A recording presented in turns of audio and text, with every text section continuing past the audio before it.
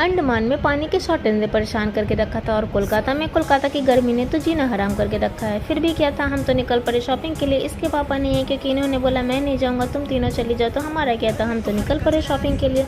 और शॉपिंग के निकलने सबसे पहले मैं पहुँची शॉपिंग मॉल में घुसते ही कुछ कलेक्शन मुझे दिखे, बट मुझे कुछ खास नहीं लगा क्योंकि न्यू कलेक्शन यहाँ पे कुछ दिखे नहीं। मैंने फिर भी जो न्यूज़ था वो मैंने ले लिया।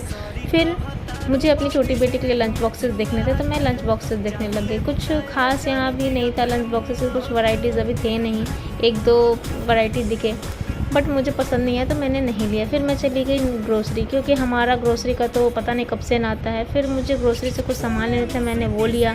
बच्चों ने कुछ अपने खाने पीने के आइटम्स लिए और फिर मैं चली गई बिलिंग काउंटर पर मुझे पता चला कि यहाँ 10% डिस्काउंट है डिफेंस के लिए। तो हमारी तो बल्ले बल्ले हो गई। फिर हमने 10% डिस्काउंट लेके वो सारा सामान वहाँ से लेके फिर मैं निकल पड़ी। निकलने के बाद फिर मुझे जाना था श्रीलेदर, तो हम पहुँच गए श्रीलेदर से मैंने कुछ लिया, चप्पल लेना था मुझे एक, मैंने वो ले लिया और उसकी बिलिंग कराई। बिलिंग कराने के बाद फिर निकल पड़े हम लोग वहाँ से। निकलने के बाद फिर बच्चों को कुछ खाने का आइटम चाहिए और गर्मी तो इतनी थी कि हम क्या ही बोले, गर्मी से पूरा हाल हमारा बेहाल हो रखा था। फिर बच्चों को कुछ खाने के लिए तो हम लोग पहुँच गए मियाँ और वहाँ से बच्चों ने कुछ पेस्ट्रीज़ वगैरह लिए, केक लिए, फिर हमने वो लिया।